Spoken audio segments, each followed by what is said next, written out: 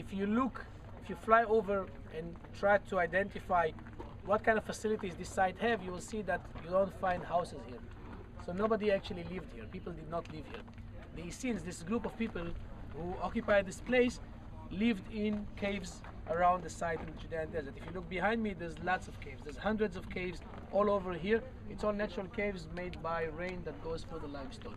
Now, in order to understand the Essenes and what did they do here, why did they live here, what did they believe in, you have to go back to Jewish life in Second Temple period. The time is Roman. The culture is Roman. Roman culture influences everybody. In Jerusalem, what the aristocracy of Jerusalem was, the people were pro-Roman. That being pro-Roman showed in the fact that they had Roman names, like Caiaphas, the high priest, that's a Roman name. They built their houses in Roman style, like Herod. They had mosaics, they had wall paints, they accepted the Roman culture, they had all the Roman theaters and hippodromes and bathhouses, and in general, they didn't mind so much if they had a little statue of a Roman god, or if somewhere there was a statue of the Roman eagle or a statue of a Roman Caesar, because they accepted that as part of the Roman society. This was the aristocracy of Jerusalem, the rich people who usually were the priests.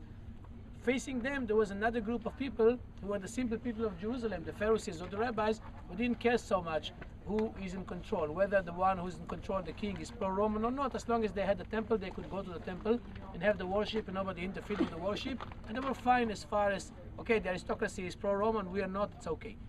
Then there were the Christians, which is a new group that started back at that period, and the Christians said, we are against the Roman influence. We don't like the Roman influence. Jesus was preaching against Roman influence, Roman way of life, chasing the people who exchange money in the temple, and the people who sell stuff in the temple, because that's a Roman way of running a temple.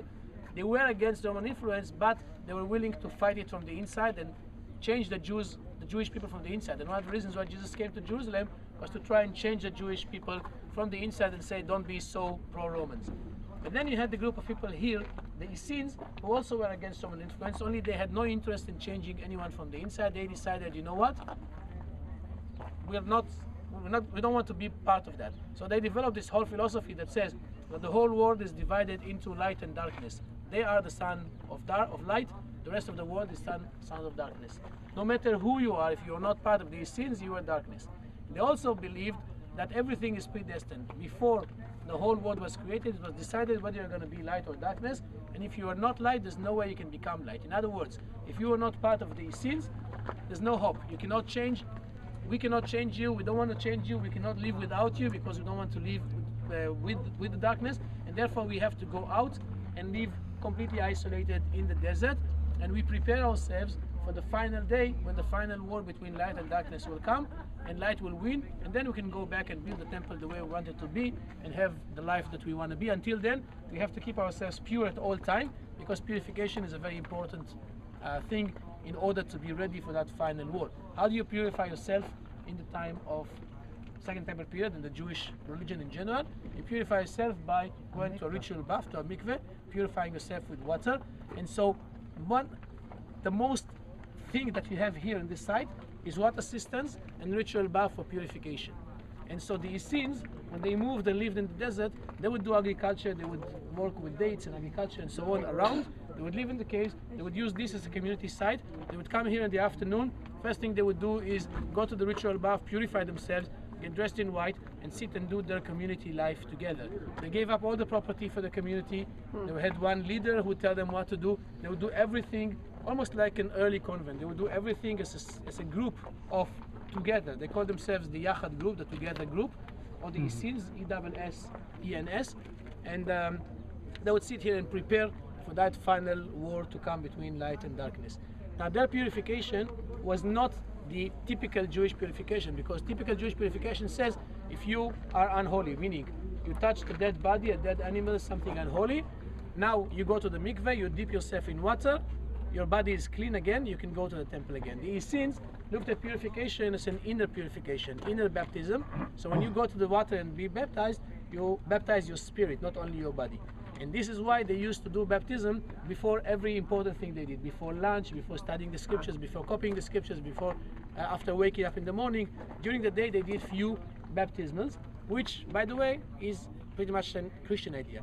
Because the baptism that John the Baptist used to do was not a Jewish baptism, it was more of an Essene baptism, because he told people, I'm baptizing your soul, not only your body. So much that lots of scholars believe or say that John the Baptist was either an Essene or educated among the Essenes or influenced by Essene ideas. And some scholars go even further and say that Jesus himself spent some time with the Essenes, because lots of the ideas that Jesus talks about were influenced or have Essene motives, especially the whole idea of purification and so on. Anyway, this group of people lived here, and so they needed lots of water for the purification. You need to store water like they did on Masada. So we'll go, you'll see there's lots of water storages, and then there's lots of ritual bath with steps to go down that you can go and immerse yourself in water. Other than that, there are two rooms, one where they used to eat their meals together, and one where they used to sit down and write the scrolls together. We'll talk about the scrolls.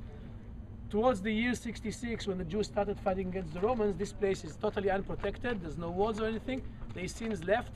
They went, part of them joined the war because we found the same scrolls of the Essenes in Masada, which shows that there was some sort of connection between the people of Masada and the Essenes. The others took the most valuable things they had, which are the scrolls. They put them to hide in caves around in the Judean desert, went to war, never came back. This all happens at the year 66 or 67. In 1900 years later, in 1947, those scrolls of Qumran were discovered by chance, by coincidence, by a young Bedouin shepherd boy. We'll talk about that in a second.